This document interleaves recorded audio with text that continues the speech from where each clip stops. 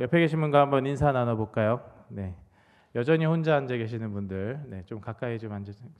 네, 가까이 좀 앉으세요. 네, 네, 그렇죠. 네, 눈치 보지 마시고, 네, 맞아요. 네, 그분. 네, 네, 옆에 계시면 한번 인사할게요. 네, 여름 휴가 잘 보내셨습니까? 네, 네, 네, 즐거운 여름 되셨습니까? 네, 네, 그런 답변을 해야죠. 즐거운 여름 됐다고. 네, 여름 휴가 다녀오셨어요? 네, 휴가 잘 보내고 오셨습니까? 아직 못 가신 분들도 있으시죠? 네, 있으신가요? 네, 휴가 못 가신 분들도 혹시 있으실 수도 있고, 여름 휴가 때 이제 가격이 비싸니까 가을날 가려고 대기 중이신 분들도 아마 꽤 있는 걸로 알고 있습니다. 이제 곧 떠나실 분들, 어쩌면 오늘 못 나오신 분들 중에서 휴가지에서 이제 그럴지 모르겠지만 온라인 예배로 네, 온라인 예배로 함께 예배하는 우리 청년들이 있을지도 모르겠습니다. 자, 여름이 되면 혹은 여름 되기 이전에 우리가 꼭 계획하는 게 휴가 계획이죠. 제주도로, 강원도로, 그죠? 전 단양을 되게 좋아하는데 단양으로도 여러분 많이 가시고, 뭐 또 해외로 일본, 동남아, 뭐 유럽도 갔다 오는 친구들도 계시고, 그렇게 휴가 계획을 떠날 계획을 이제 세웁니다. 자, 휴가를 앞두면 어떤 기분이 드세요? 네, 설레죠. 네, 설레는 마음. 네, 이 설레는 마음은 아마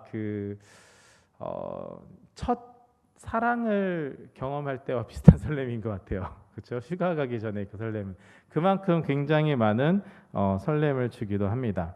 휴가를 앞두면 이번 휴가에 가서 꼭 뭔가 회복하고 돌아와야지라는 어떤 그런 마음도 들고요. 이번 휴가만 제발 제대로 다녀오면 좋겠다. 이런 생각도 하기도 합니다. 그래서 몇 달 전부터 기차, 비행기, 숙소 이런 것들 다 정해서 예약하고, 그렇죠? 날짜 정하고 일정 맞추고 여러 가지 계획들을 세우죠. 네. 심지어는 이제 맛집 그리고 내가 가서 할 쇼핑들, 그렇죠? 기념품도 뭐 사올지 고민하고, 그리고 사진 찍기 좋은 곳 인스타그램에 올려야 되니까, 그렇죠?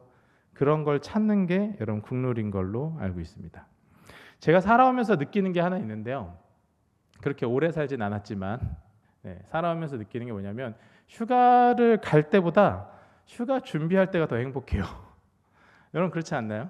휴가 갈 때보다 휴가를 준비할 때가 행복합니다. 여러분 그 휴가의 그 설렘을 계속 유지하려면 어떻게 하면 되는지 아세요? 제가 해본 적이 있거든요. 제가 그 해외여행을 한동안 못 가서 일본에 가보려고 일본 예약을 했다가 6개월마다 한 번씩 예약을 바꿨어요. 6개월 후에 일본 그 무료로 취소할 수 있을 때 다른 나라를 정합니다. 그리고 그 나라에 다시 예약을 하고 6개월 기다렸다가 또 6개월쯤 되면 무료 취소할 수 있을 때 취소하고 또 다른 나라를 계획을 합니다. 왜냐하면 그 계획하는 시간이 너무 재밌는 거예요. 너무 즐거운 거예요. 농담이지만 여러분 휴가의 즐거움을 계속 누리려면 어떻게 하면 돼요? 계속 계획만 하면 사실 즐거운 그 마음을 잘 유지할 수가 있죠. 이 휴가에 대한 그 설레임, 이게 사실 쉼이랑 연결이 됩니다. 그렇죠? 쉬는 것, 쉬는 것. 정말 잘 쉴 수 있는, 어떻게 보면 올해 내가 쉴 수 있는 유일한 기회다. 그렇기 때문에 아마 설레는 게 아닌가 싶습니다.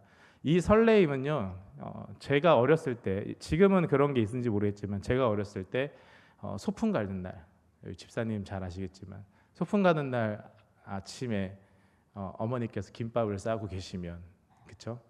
밤새 잠 못 이루다가 수학여행 갈 때 밤새 잠 못 이루다가 그 아침까지 깨어 있다가 여행을 떠나는 그런 마음과도 똑같은 것 같아요.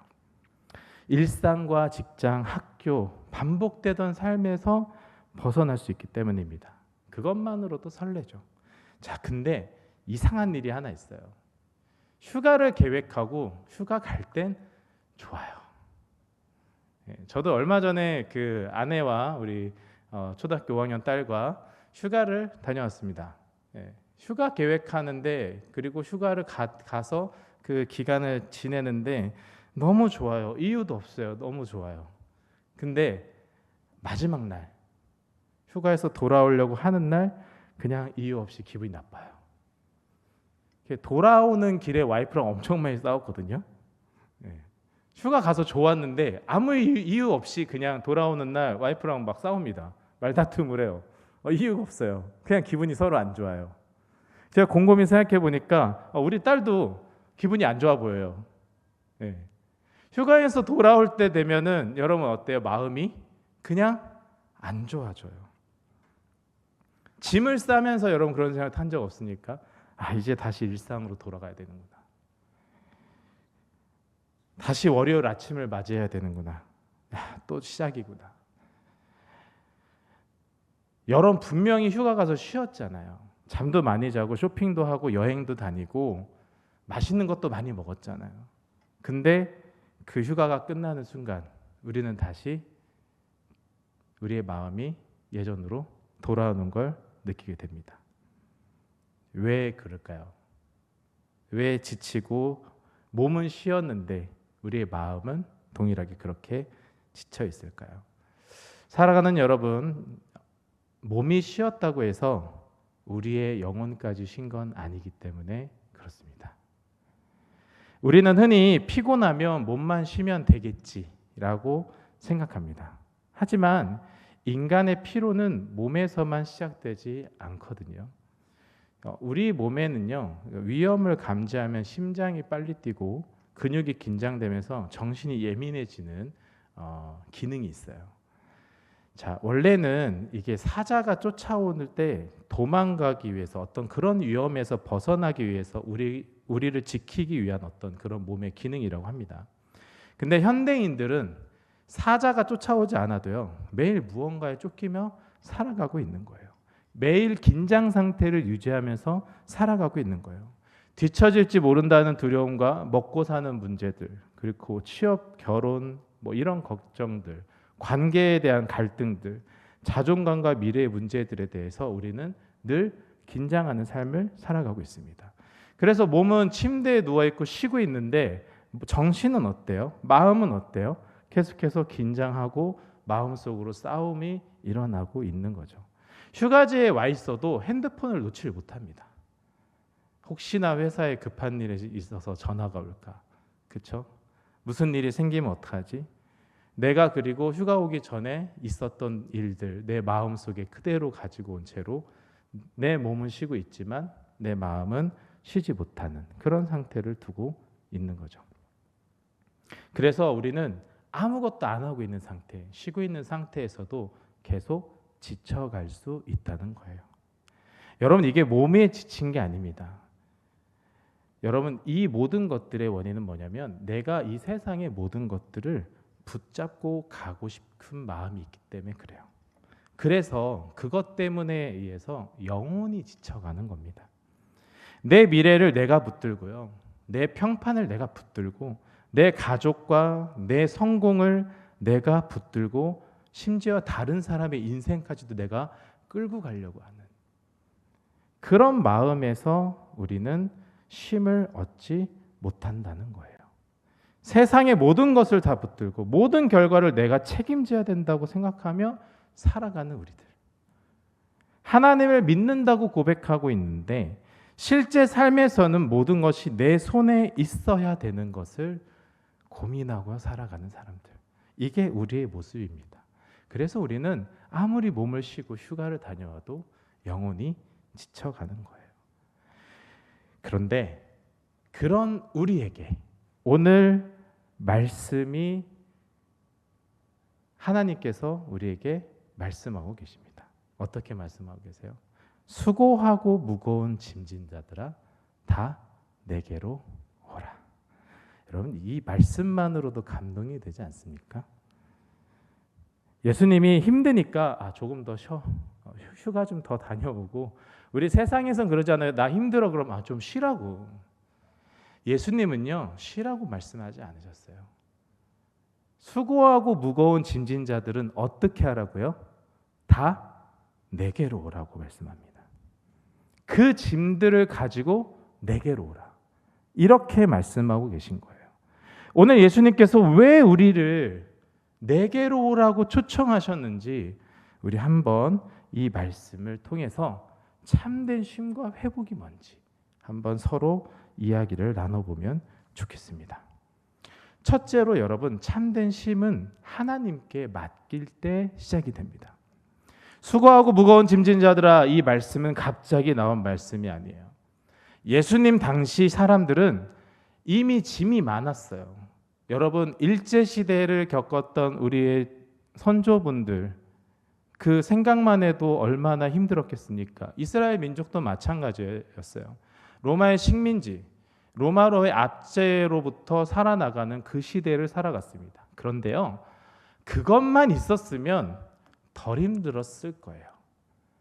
어떤 힘든 것이 있었냐면, 당시 바리새인들과 율법 교사들은 하나님의 뜻대로 살아야 된다면서 율법을 가르치면서 굉장히 많이 사람들을 힘들게 만들었습니다. 율법 자체가 나쁜 건 아니에요. 하나님이 이렇게 살으라고 가르쳐 주신 거기 때문에. 하지만 그 율법과 율법주의는 다릅니다. 이 율법주의를 통해서 이 율법 교사들과 바리새인들은 굉장히 많은 규칙과 전통들을 만들어내기 시작을 해요. 그래서 이것도 해야 된다, 저것도 해야 된다, 이렇게 해야 더 깨끗해지고 이렇게 해야 더 의로워진다, 이렇게 해야 하나님께 인정받을 수 있다, 수많은 규칙들을 만듭니다. 제가 예전에 어떤 분이 저한테 그러시더라고요. 세상에서 제일 쉽게 사람들을 통제할 수 있는 방법이 뭐다? 규칙을 만들면 된다. 규칙 없이 알아서 돌아가는 조직이 가장 훌륭한 조직이다. 율법 교사들이 그렇게 많은 율법의 규칙을 만들고 그걸 지키게 하는 거예요. 자, 이렇게 되면 어떻게 돼요? 그렇지 않아도 로마의 억압 때문에 힘들어하고 있는 이스라엘 백성들이 하나님께 나아가려면 지켜야 될 게 너무 많은 거예요. 그러면 하나님께 나아가면 자유가 있어야 되고 평안이 있어야 되고 위로가 있어야 되는데 뭐가 있어요? 하나님께 나아가는 길 자체가 힘들고 고통스러운 겁니다. 여러분, 이 짐을 지고 있었던 이 시대의 사람들의 모습을 생각해 보세요. 하나님께 가까이 갈수록 자유를 얻는 게 아니라 부담을 느끼는 거예요. 아무리 노력해도 충분하지가 않아요. 그래서 예수님이 마태복음 23장 4절에 종교 지도자들을 향해서 또 무거운 짐을 묶어 사람의 어깨에 지우되 자기는 이것을 한 손가락으로도 움직이려 하지 아니하며라고 표현하세요. 이게 바리새인들은 사람들의 어깨에 짐을 계속 지우는 역할만 하고 있었다는 겁니다. 자, 근데 예수님은 이런 이스라엘 백성들을 향해서 어떻게 해요? 조금 더 노력해야지. 율법주의자들처럼 조금 더 의로워져야지. 그렇게 말씀하지 않으십니다. 먼저 그들의 상태를 보세요. 그리고 첫 마디가 이거예요. 수고하고 무거운 짐진 자들아, 다 내게로 오라. 그래, 너 수고하고 있구나. 그래, 너 무거운 짐을 지고 있구나. 이렇게 먼저 우리의 상태를 보십니다. 저는 이 말씀이 너무나도 위로가 돼요. 예수님은 우리의 죄와 부족함을 모르시는 분이 아니에요. 그러나 실패하고 지친 우리를 정죄부터 하시는 분이 아니십니다.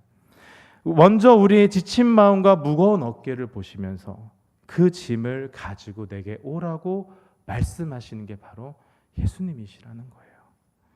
이 말씀은 오늘 우리에게도 필요해요. 요즘 세상이 어떻습니까? 더 뭐 해라, 더 뭐 해라, 더 뭐 해라 이야기하는 게 세상입니다. 여러분, 요즘 교회는 어떻습니까? 더 뭐 해라, 더 뭐 해라. 교회도 똑같아요. 심지어 신앙생활에도 더 기도하고 더 봉사하고 더 헌신해야 된다고. 물론 기도, 봉사, 헌신 나쁜 게 아닙니다. 당연히 해야죠. 기쁜 마음으로. 우리가 구원받은 은혜로 해야 되는 거죠. 우리가 하나님께 가기 위한 방법으로 하는 게 아니라는 거예요. 하나님의 사랑을 얻기 위한 조건으로 우리가 생각하면 이건 신앙이 아니에요. 신앙의 은혜가 아니라 그냥 짐이 돼버립니다. 그래서 교회에 잘 나오고 싶지 않은 거예요. 교회에 나오면 짐이 늘어나니까. 예배는 하나님을 만나는 시간이 아니라 점수를 쌓는 시간이 돼버리는 거예요. 사역의 기쁨은 싹 사라지고 사역이 나를 꼭 증명하는, 내 신앙을 증명하는 모습이 돼버립니다. 여러분, 세상과 율법주의는 말합니다. 더 해라, 더 해라, 더 해라, 더 잘해라, 더 증명해봐라. 수없이 얘기합니다. 그래서 우리는 쉬어도 우리 영혼이 쉰 것 같지 않아요. 여러분, 교회 와도 쉰 것 같지 않아요. 평안이 없어요. 바로 이 상태 때문에 그렇습니다. 근데 여기에 더해서 우리 영혼이 지치는 더 큰 이유가 하나 더 있습니다. 그게 뭐냐면 단지 우리가 지켜야 할 책임들이 있는 것뿐만 아니라, 물론 하나님께서 우리에게 책임을 맡기시긴 하시죠. 그렇죠? 가족을 사랑해야 되고, 직장에서 성실해야 되고, 열심히 일해서 돈을 벌어야 되고, 교회를 잘 섬기는 것, 이런 책임들을 주어줍니다. 그리고 우리가 이걸 순종하며 나아갈 책임이 있어요. 그런데 단지 지켜야 될 책임이 있기 때문에 우리 영혼이 더 지치는 게 아니라는 거예요. 우리가 지고 있는 그 책임에 대한 결과까지 우리가 짊어지고 있기 때문에, 그 결과까지 우리가 짊어지고 있기 때문에 더 힘든 겁니다. 여러분, 우리는 순종할 책임은 있지 결과에 대한 통제를 할 수 있는 방법은 없습니다. 결과를 책임질 의무가 없어요. 우리는 자녀를 사랑하고 양육할 수 있지만 자녀 인생 전체를 결정할 수가 없는 사람들입니다. 직장에서 최선을 다할 수 있지만 모든 성과와 미래가 내가 통제할 수 있는 게 아니라는 거예요. 복음을 전할 수 있지만 사람의 마음을 변화시킬 수는 없습니다. 여러분, 이 모든 거는 누구에게 달려 있어요? 하나님에게 달려 있다는 거예요. 그런데 우리는 하나님께 맡겨야 될 것 같듯이 전부 다 우리가 어떻게 해요? 붙잡고 있어요. 꼭 우리가 이 모든 것들을 통제해야 되는 것처럼. 여러분, 이게 바로 교만이고 이게 하나님 자리에 내가 앉는 거예요. 내 미래와 가족, 직장과 사역을 내가 모두 지켜야 된다고 생각하는 거. 여러분, 그러니 지칠 수밖에 없습니다. 입술로는 하나님을 믿는다고 고백하는데 삶의 방식에서는 모든 것이 내 손에 달려있다라고 생각하고 살아가는 것, 이게 바로 여러분이 지치는 가장 큰 이유라는 거예요. 하나님을 믿지 않는 게 아니에요. 하나님 믿어요. 그런데 하나님께 맡기는 믿음으로 살지는 못하고 있다는 것입니다. 여기서 우리는 영혼의 지침으로 무너지게 되는 거예요. 여러분, 무너진다는 건 여기서 무너지는 거예요. 책임을 다해서 무너지는 게, 몸이 힘들어서 일이 많아서 무너지는 게 아니에요. 그 결과까지 내가 책임지려고 하니까 무너지기 시작하는 거예요. 여러분, 책임이 많아서, 일이 많아서 결국 무너지는 게 아니라고 말씀드렸습니다. 하나님께 맡겨야 할 짐까지 믿음 없이 내가 짊어지려고 하니까. 여러분, 이런 우리에게 예수님은 말씀하고 계신 거예요. 수고하고 무거운 짐진 자들아, 이제 짐을 가지고 내게로 오라. 여러분, 하나님께 모든 것을 가지고 하나님께 맡기기를 원합니다. 아멘. 여러분, 이것이 복음이고 이게 참된 쉼의 시작이에요. 무엇까지 맡겨야 돼요? 결과까지. 여러분, 결과는 여러분의 손에 달려있지 않습니다. 둘째로, 예수님의 쉼에 짐이 없어지는 게 아니라 주인이 바뀌는 겁니다. 우리 오늘 예수님은 29절에 이렇게 말씀하세요. 나는 마음이 온유하고 겸손하니 나의 멍에를 메고 내게 배우라. 자, 조금 이상하지 않습니까? 28절에서 수고하고 무거운 짐진 자들은 쉬게 하겠다라고 말씀하신 게 예수님이에요. 근데 그 뒤에 나의 멍에를 메라고 말씀하고 계세요. 좀 이상하죠? 이 연결이 잘 안 되잖아요. 우리는 이런 말씀을 기대했을 수도 있어요. 내게로 오라. 이제 쉬어. 그럼 그 다음에 뭐예요? 이제 아무것도 하지 마. 네 영혼이 평안하게 해줄게. 모든 책임을 버리고 편하게 살아. 이제 내가 다 해결해 줄게. 이런 얘기를 듣고 싶은 게 인간의 마음입니다. 그러나 예수님은 나의 멍에를 메라고 얘기를 하세요. 자, 여러분, 멍에가 뭔지 아세요? 멍에 보신 적 있어요? 집사님 보셨을 것 같은데. 네. 저희는 어렸을 때 시골 가면 멍해가 있었거든요. 멍해가 뭐냐면 소가 주인의 뜻에 따라서 이제 밭을 갈게 하기 위해서 소한테 매는 도구예요. 이렇게 소한테 매는 도구. 자, 주인의 뜻에 따라서 소가 따라오게, 그래서 밭을 가를 수 있게 매는 게 멍해예요. 왜 예수님은 우리한테 멍해를 매라고 했을까? 이 뜻은 여러분 어떤 가르침과 권위 안에 들어간다는 의미를 가지고 있습니다.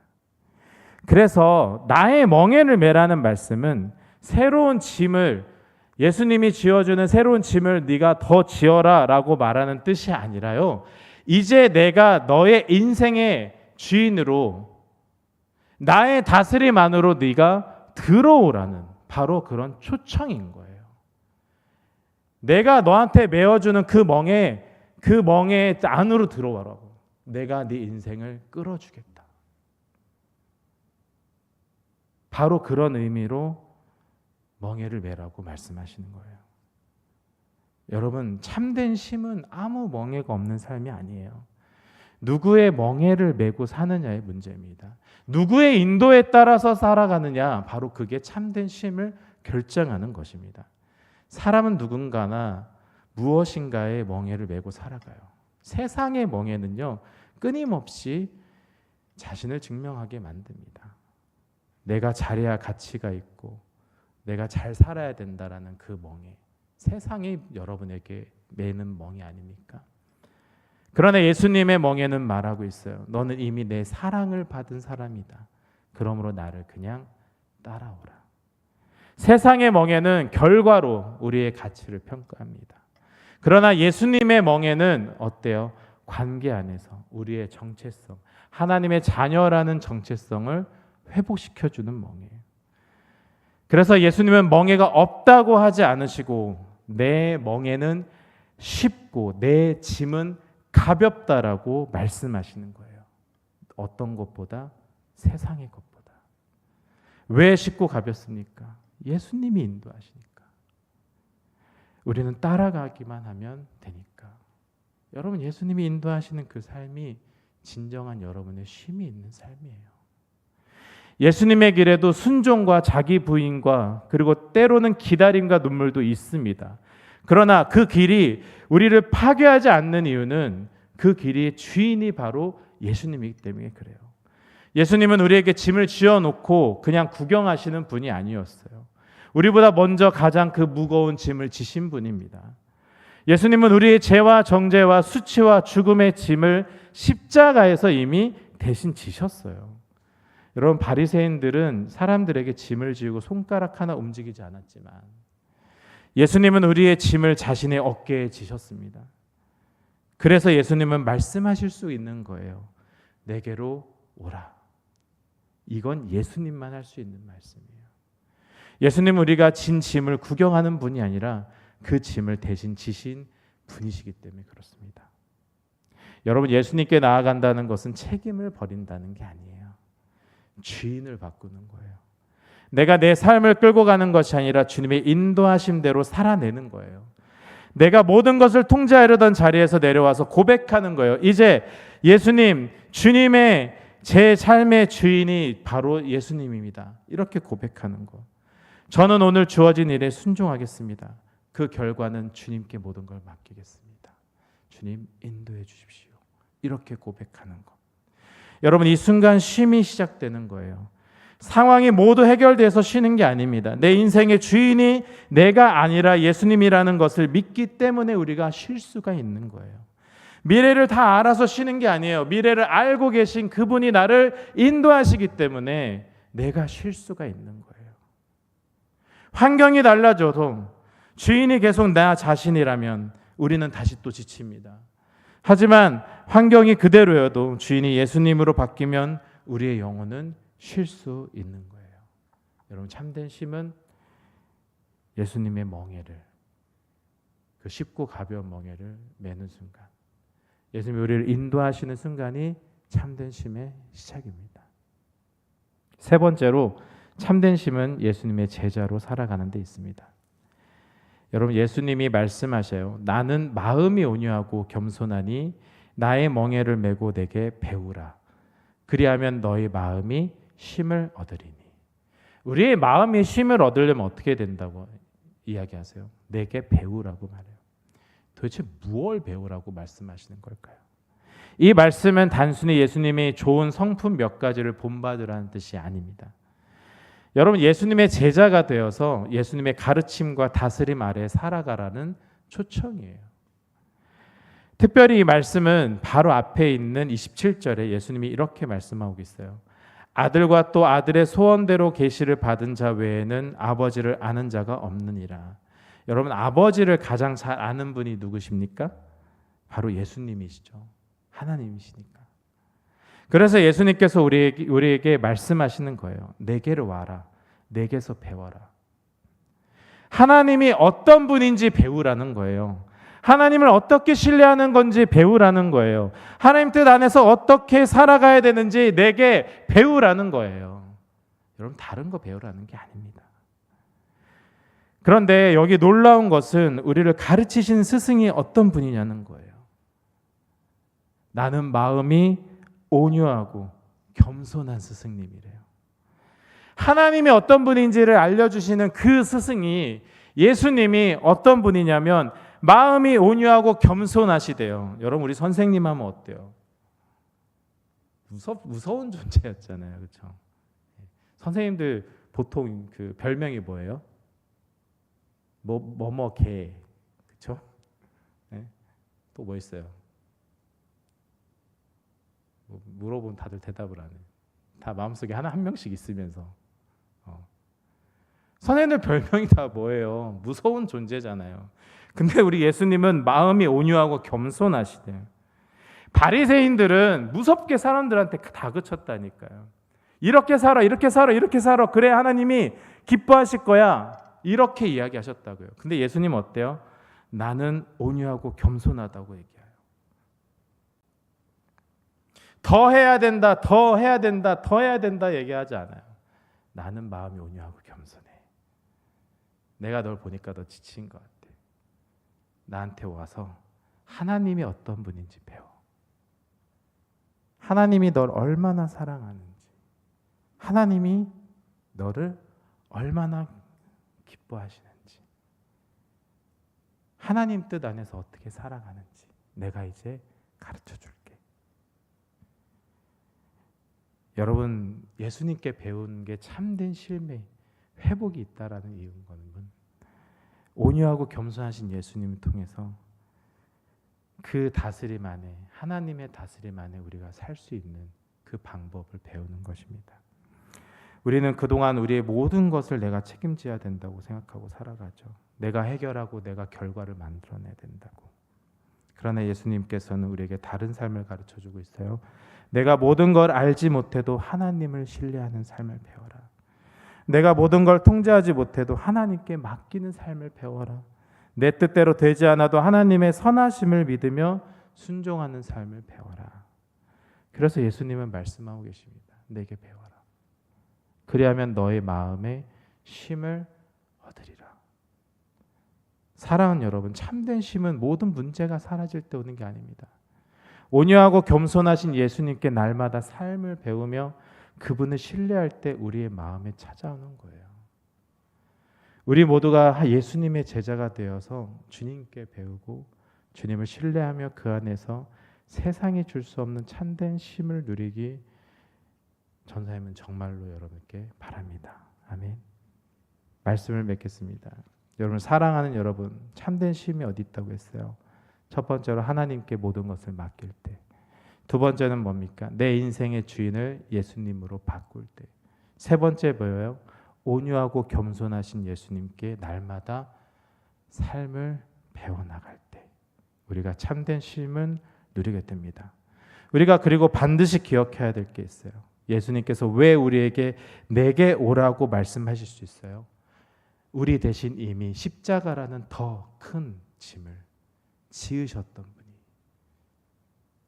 우리의 짐을 같이 감당하시겠다고 말씀하기 때문에 그렇습니다. 내게로 오라. 예수님은 우리의 짐을 멀리서 바라보는 분이 아니에요. 우리의 가장 무거운 짐을 친히 대신 지신 분입니다. 혹시 오늘 하나님께 맡기지 않으신 여러분 짐이 있으시지 않으십니까? 오늘 예수님께서 말씀하십니다. 그 짐을 가지고 내게 오라. 그러므로 이제 여러분 모든 짐을 내려놓으시길 바랍니다. 책임을 버리자는 게 아니에요. 내가 붙들고 있던 결과를 하나님께 맡기자는 겁니다. 도망가자는 것이 아닙니다. 내 인생의 주인의 자리에서 내려와서 예수님의 멍에를 메고 다시 걸어가자는 겁니다. 그리고 그 길에서 온유하고 겸손하신 예수님께 하나님을 신뢰하는 법과 하나님 뜻 안에서 살아가는 법을 날마다 배워가자는 거예요. 여러분 힘들 때 오십시오. 오셔서 하나님이 주신 쉼을 누리십시오. 실패했을 때 오십시오. 오셔서 하나님이 주신 쉼을, 회복을 누리십시오. 불안할 때도, 기도가 되지 않을 때도, 믿음이 흔들릴 때도 오셔서 하나님이 주시는 쉼을 여러분 누리시기 바랍니다. 예수님은 지친 우리를 밀어내지 않으세요. 온유하고 겸손하신 그분이, 우리를 부르시는 그분이 수고하고 무거운 짐진 자들아 다 내게로 오라. 내가 너희를 쉬게 하리라. 이 약속을 붙들고 예수님께 나아가 참된 쉼을 누리는 우리 청년 공동체가 되셨으면 좋겠습니다. 아멘. 우리 함께 주품에 찬양하면서 우리 하나님께서 우리에게 주시는 참된 쉼을 바라보며 나아가도록 하겠습니다.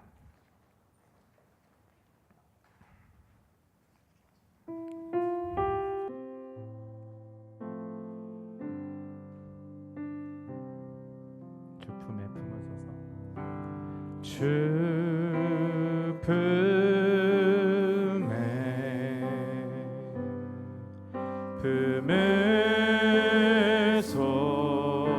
품어서서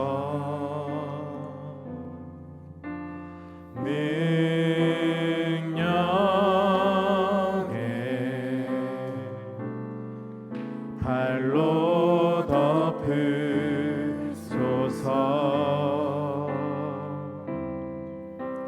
주품에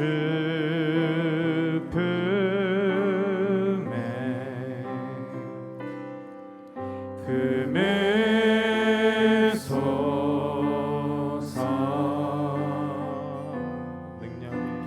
능력에 발로 덮으소서. 거친 파도 날 향해 와도 주와 함께 날아오르리.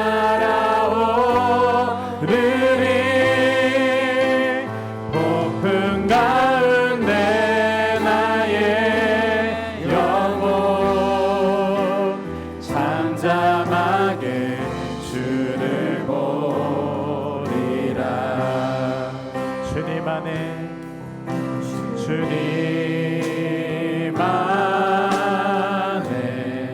나 거하리.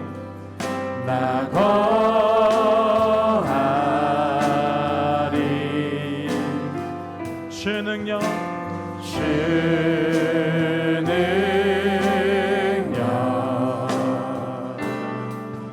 나 잠잠히 믿네. 거친 파도 날 향해 와도 거친 파도 날 향해 와도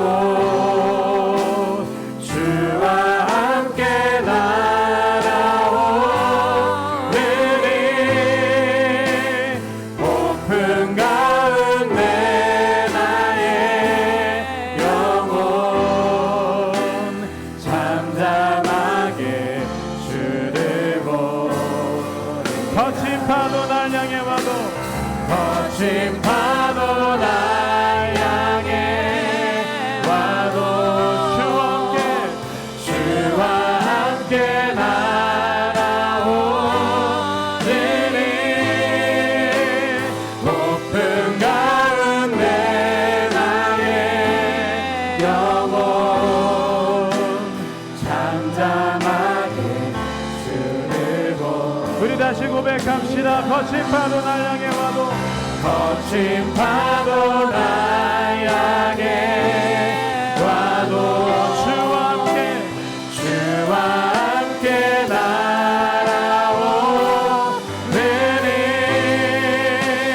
폭풍 가운데 나의 영혼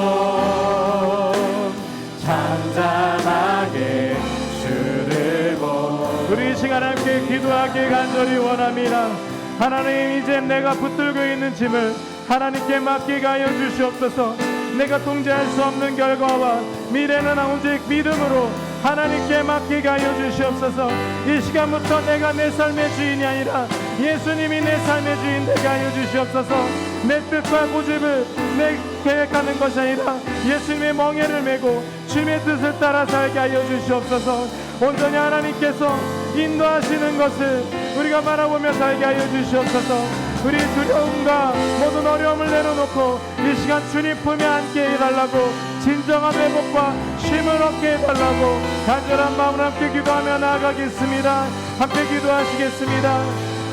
살아계셔 역사하신 아버지 하나님, 이 시간 우리가 붙들고 있는 수많은 문제와 어려움들, 아버지 하나님 모든 것들 내려놓기 간절히 원합니다. 우리의 미래와 우리의 형편과 우리의 상황과 아버지 하나님 우리의 가진 모든 것들, 이 시간 하나님께 모든 것을 맡기며 나아가길 간절히 소망합니다. 특별히 아버지 하나님, 아버지 내가 모든 것들을 안고 가려고 하는 마음을 내려놓게 하여 주시옵시고, 내 손에 모든 것들을 쥐고 가려고 하는 그런 인간적인 생각을 내려놓게 하여 주시옵소서. 오직 하나님이 인도하시는 대로 아버지 그 결과를 믿으며 아버지 하나님 그 결과를 맡기며 나아가는 그런 참된 믿음을 허락하여 주시옵시고, 온전히 하나님 예수님이 주신 멍에를 우리가 메고 아버지 하나님이 인도하시는 대로 나아가는 우리의 삶을 살아갈 수 있도록 주님 인도하시고 함께하여 주시옵소서.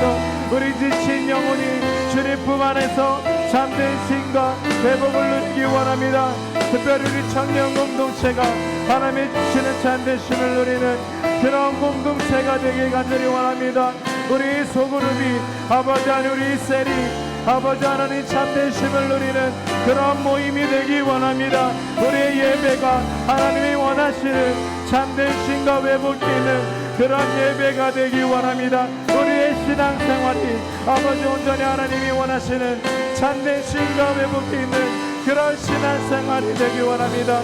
아버지 하나님 간구하오니 이 시간에 수고하고 무거운 짐진 자들아 다 내게로 오라라고 말씀하신 아버지 하나님, 우리가 이 시간 나아가오니 하나님 우리 안에 오셔서 역사하여 주시옵소서.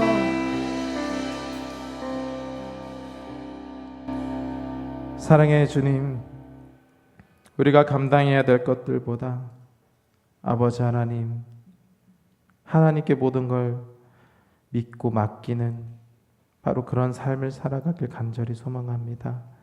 이제 우리의 염려와 미래와 결과를 주님께 맡기고 모든 과정을 하나님께 의탁하며 예수님을 내 삶의 참된 주인으로 모시게 하여 주시옵소서. 수고하고 무거운 진진 자들아 다 내게로 오라고 말씀하신 하나님, 우리의 모든 무거운 짐을 이 시간 내려놓습니다. 하나님께 나아갑니다. 아버지, 우리의 마음속에 오셔서 참된 위로와 쉼과 회복을 허락하여 주시옵소서. 이제 다시 주님 안에서 참된 쉼과 회복을 누리며 다시 진정한 믿음으로 살아갈 수 있게 도와주시옵소서. 우리 한 사람 한 사람, 우리 청년 공동체 모임 가운데도 참된 쉼과 회복을 경험하는 그런 우리 모임과 우리 개인의 삶이 될 수 있도록, 그런 신앙생활이 될 수 있도록 아버지 하나님 인도하여 주시옵소서. 모든 영광 하나님께 올려드리며 사랑이 많으신 예수님의 이름으로 간절히 기도드립니다. 아멘.